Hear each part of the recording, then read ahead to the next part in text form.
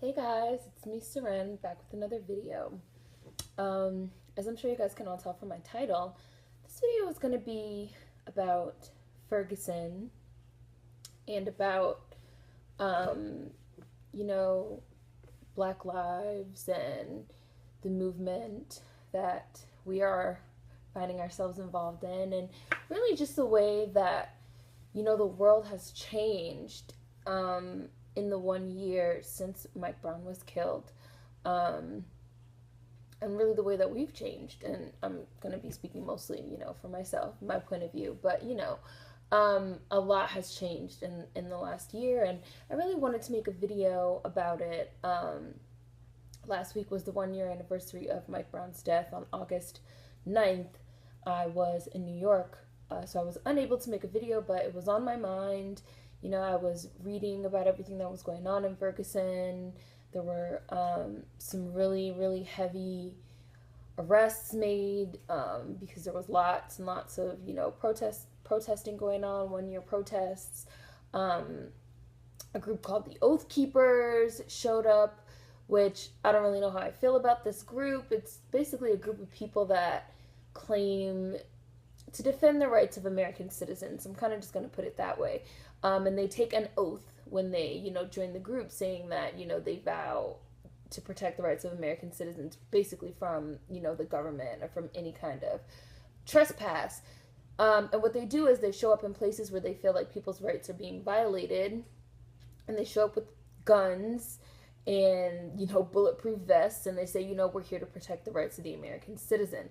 Now, on paper, that sounds alright, I guess, but obviously one of the core components of this group is that these people are all white. They would not be able to get away with doing this type of shit if they weren't white, right? So them showing up in Ferguson, with fucking AK-47s and bulletproof vests and being allowed to walk around freely with vests and open carry, by the Ferguson and the St. Louis police. Meanwhile, you have black people that are being gunned down, for the even mention of, I thought he had a gun.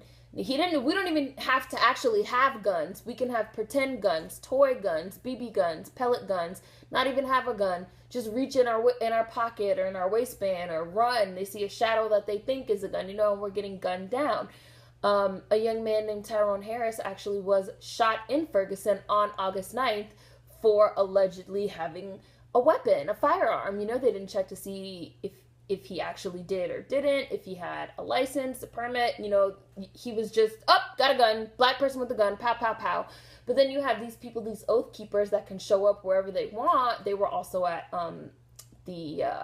what is this dude's name with the ranch? Now I can't think of his name. But they were, I'm gonna have to Google that and put it in the description box because it's driving me crazy. White dude on a ranch, said the government was trampling his rights. They came out there with fucking semi-automatic weapons and sniper rifles, and they're on roofs aiming them at the FBI, who's not shooting back because they're just exercising their right to bear arms. Being able to do that in and of itself and be a part of that type of group is, that's flexing your privilege. That's demonstrating your white privilege. So them showing up at Ferguson kind of was like a slap in the face, one. Two, we don't need you there. We got this. We are handling this ourselves. A lot of white people have this need to kind of step in like they're a parental figure and okay, what you guys have been doing for the last year is cute, but now, the white allies and the white savior is going to step in and handle it from here on out. And that's gross, and it's fucking patronizing. And a part of that is flexing your privilege. You can't step in and take over. You can't do that. So I'm sure we all saw what was going on in Ferguson last week. So I don't really want to get too deeply into that. But what I really want to talk about is the way that things have changed in the last year. So when Ferguson happened, around this time last year, when Mike Brown was killed August 9th, pretty much like everyone else that I really knew at the time that was black, we all just kind of got transfixed by this story. We got wrapped up in this story. Something about this story really flipped a switch in a lot of people's brains. You know, Trayvon Martin sowed the seed, you know, Trayvon Martin getting killed and then Zimmerman getting off. That kind of sowed the seed. But with Mike Brown and then with the no indictment of Darren Wilson a few months later, it was like, okay, you know what? We really need to wake the fuck up and start fucking tuning into what's going on, because it's some real shit going on, and obviously it's not gonna stop. And it's like, when Mike Brown was killed, I was obsessed. I was up every single night watching the live streams. I was reading all the articles. And then I got angry. I was furious all the time. I remember I was walking with my husband, because a lot of the times we like to take walks after dinner and like walk and talk, you know, get some exercise, or ride bikes. But when we bike ride, we don't really talk. You know, get some exercise and, you know, whatever. We were taking a walk after dinner. This was maybe a couple days after Mike Brown got killed, so maybe the 11th or the 12th of last year, 2014. And my husband's trying to talk to me about something, you know, something that happened at work or something. And I literally was like, I don't give a fuck about that. I like screamed. I was like, I don't care. Like, I don't want to talk about that. Do you see what's going on in Ferguson? They're tear gassing those people. They have tank. You know, I was livid. I was furious. I literally couldn't talk about anything else. I couldn't think about anything else. I couldn't focus. I was obsessed. And my husband was like, listen, you need an outlet. He's like, I don't know what you want to do. I don't know if you want to start a blog. I don't know if you want to start doing videos, but you need an outlet, because you're pissed off all the time and it's not healthy, and you need to find a way to get it out. He's like, you know, we talk about this type of thing all the time. We should be able to talk about other things as well, which, you know, we've gotten into on this channel, self-care, and how self-care is really important, and how it's perfectly okay to sometimes take a step back from everything that's going on in the world to take care of yourself, because being angry and pissed off all the time is not healthy. It's really not. So my husband's like, listen, you need an outlet. Like, seriously, think about it. Like, filming yourself, like, talking, you know, saying your opinions or something. I said, okay, I'll think about it. So what I had originally started doing was I was making posts on Tumblr. And a lot of my Ferguson posts, my thoughts and things like that, started taking off and going viral, getting, you know, thousands of notes, and then tens of thousands of notes. You know, one of my most popular posts got like 90,000, 100,000 notes, reblogs, whatever. So I was like, well, people seem kind of interested in what I have to say about this. And, you know, my husband suggested making videos, so maybe I'll like try making videos. So on August 18th or 19th, I think 19th. So 10 days exactly after Mike Brown was killed, I sat down in front of my computer and I filmed a video, my very first video. And it was just me kind of talking. Of course, you know, I will link it in using the cards, and I'll put a link in the description box as well. But it was just kind of me talking about what was going on and what I was thinking and how I was feeling. And then I felt better. Like, I made the video and then I felt better. And then I made another one. And I made another one, and then I made another one. You know, I've seen a lot of other YouTubers say that, especially talking about, you know, social justice issues and things that make them angry and things like that. They find making videos to be really therapeutic, you know, kind of a way of self-therapy, or, you know, self-medication even, something like that. And I agree, because you film your video and you get it out, and you get it out. And there's also something different in recording yourself so that you can revisit your thoughts later. It's not really even the same. It's just like having a conversation, you know. It's really like you get something out, you get it on wax, and it's done, right? And it's done, and the emotions are out. They're out of you, you know. It's really like a transferring of energy, and it's like a whole thing. I know I'm getting off topic, but it's like a thing, you know. And then before I knew it, I was just making. Anytime something happened, I wanted to just talk to my husband and make a video. Talk to my husband, make a video, make a video, make a video. And then you just get into this habit of, like, shit pisses you off and you just want to get in front of that camera and fucking rant. Like my Fuck Your Respectability Politics video, I was pissed.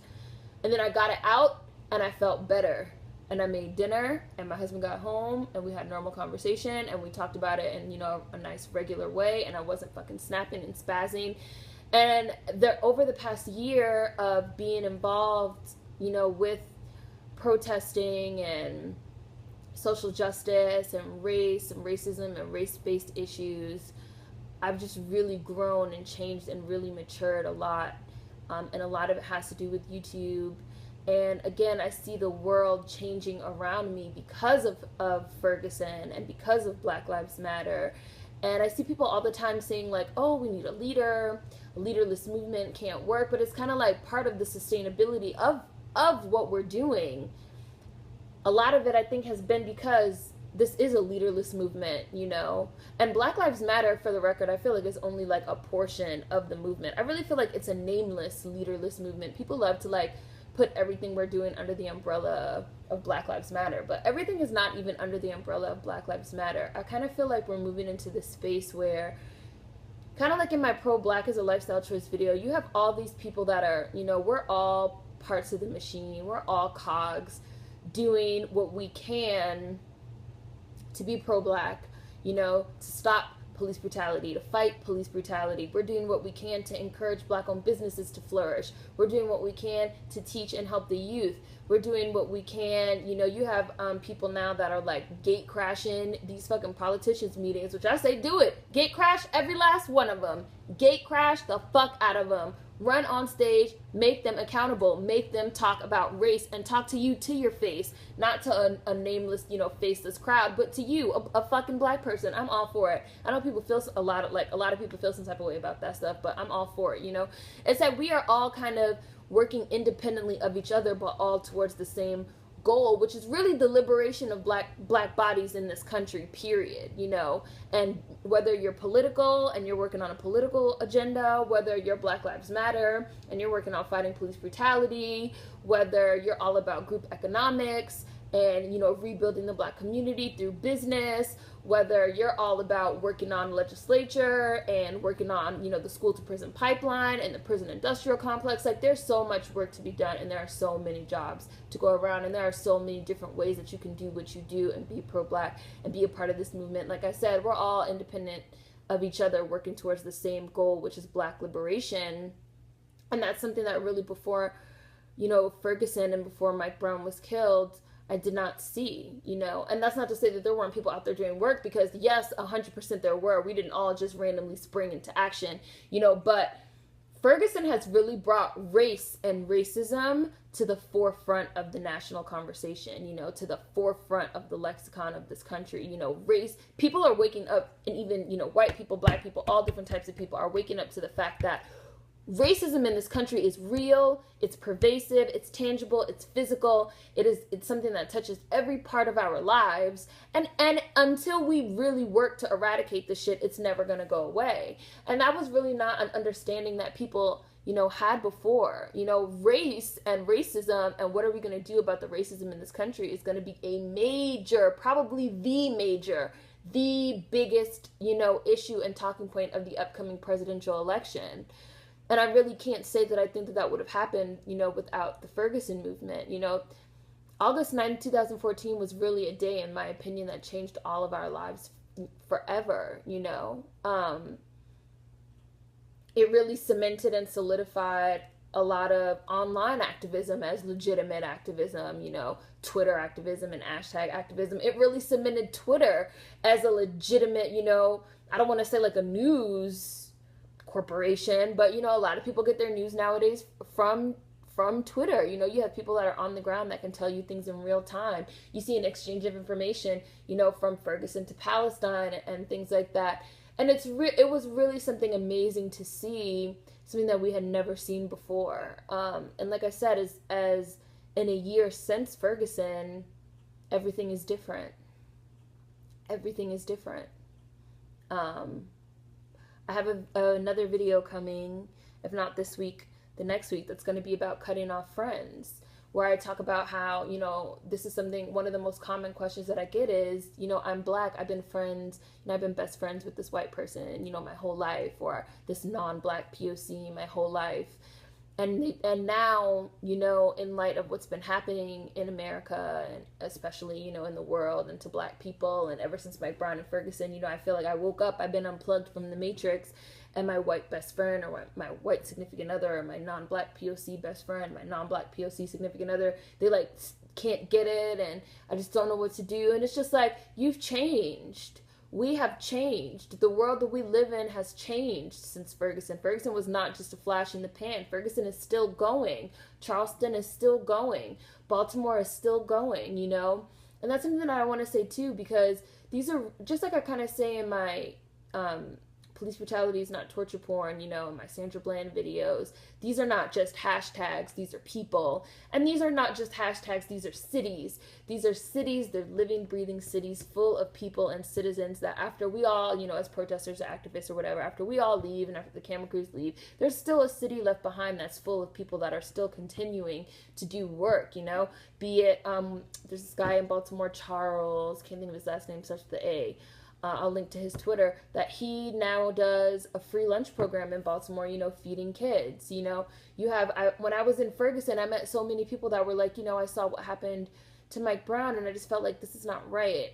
And I got in my car and I drove to Ferguson, and, you know, I just never left. And now I kind of live here, and I do work here, and I do workshops, and I teach people about knowing their rights, and I teach people about police brutality and the school to prison pipeline. And, you know, I attended all these workshops for free that are being ran by people for free, you know, just teaching the Black community about what's going on and how we can improve. And that's happening in cities all across the country. You might not hear about it on the news, you might not see about it on Twitter, but it's happening all across the country. People are doing work on gun violence and inner city crime and urban community crime. I'm not going to call it Black on Black crime, because that's not a thing. It is just crime, just like any other kind of racial group. And there are people doing work on that. There are people doing so much amazing work.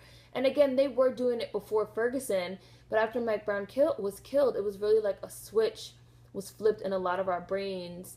We have to do something. We have to do something, or else we're complicit. Like I wrote in my book, I have a book out, which would not exist without, you know, everything that's happened in the last year, you know, crazy, you know, like I wrote in my book, silence, you know, is complicit. You're complicit in the system if you remain silent.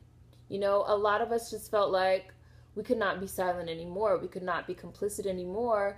And our lives really changed, and we're just dedicating our lives to doing what we can to the liberation of Black bodies in this country, you know, specifically in this country, but also, you know, worldwide.